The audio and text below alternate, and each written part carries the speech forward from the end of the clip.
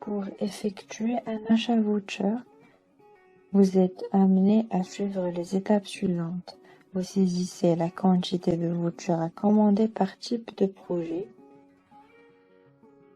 Petit projet, grand projet, dérogation ou permis d'habiter.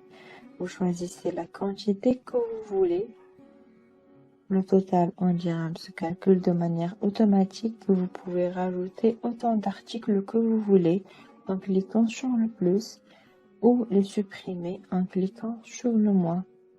Vous choisissez votre mode de paiement adéquat, virement bancaire ou chèque, et vous imprimez votre bon de commande. Vous pouvez visualiser votre compte de facturation ou l'actualiser, vu que ces informations seront utilisées pour la génération de la facture. Une fois fini, vous cliquez sur le bouton « Valider ».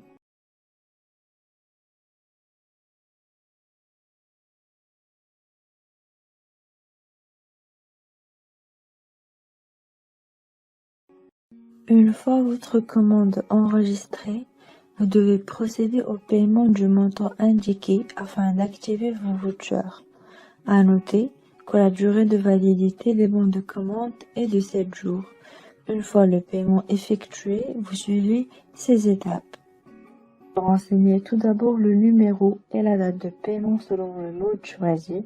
Chèque par exemple, vous choisissez le type du justificatif de paiement et vous attachez votre justificatif après l'avoir scanné. Une fois fini, vous cliquez sur le bouton Valider.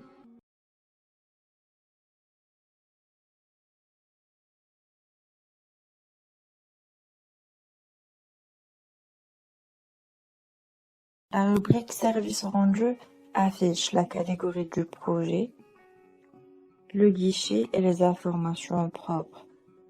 Au dossier, vous choisissez le statut du service rendu, non payé, payé ou exonéré, et le modèle de la taxe, par exemple taxe sur les opérations de lotissement. Vous tapez votre base de calcul. Les autres cases sont calculées de manière automatique. Le total aussi. Une fois fini, vous cliquez sur le bouton Valider.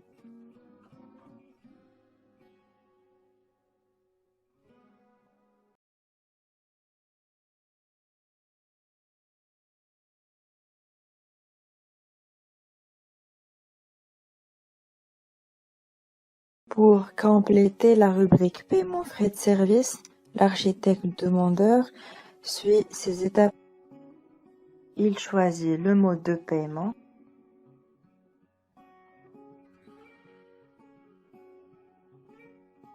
choisit le type de justificatif de paiement, car le justificatif de paiement et le charge sous format PDF, puis il clique sur le bouton Valider.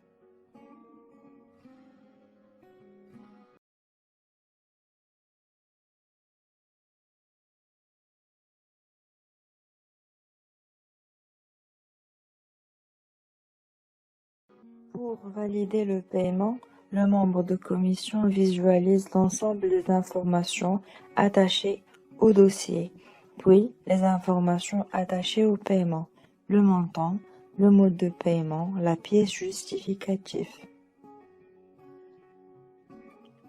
puis le compte de facturation aussi. Il procède au choix de sa décision et fournit des notes si nécessaire.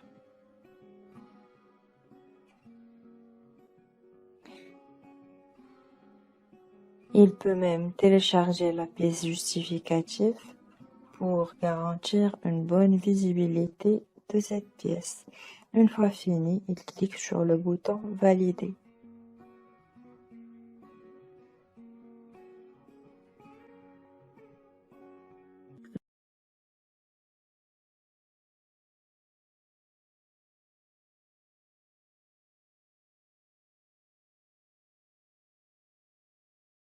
Suivant vos attributions définies sur le RAS, Vous trouverez sur le e-parapheur l'ensemble des documents que vous pouvez y signer.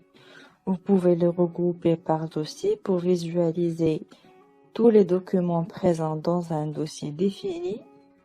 Les documents soit signés, soit non signés. Pour signer un document, vous cliquez sur ce bouton et vous procédez à la e-signature. Vous pouvez également effectuer des recherches par critères, signé, non signé ou refusé, ou par mots-clés.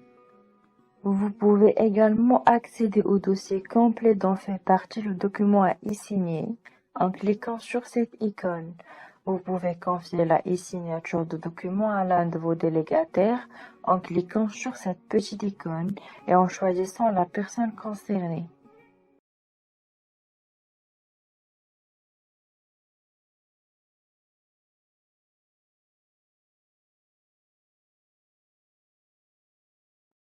L'option visioconférence ou visiocommission est une commission avec fonction de voix, image, chat, vue partagée du plan, annotation du plan, et etc. À noter que le secrétaire de commission est le seul à pouvoir lancer la visiocommission.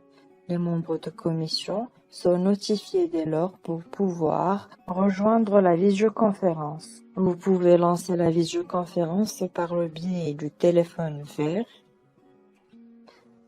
afficher ou masquer le bloc des commentaires, écrire un commentaire et l'envoyer de manière directe.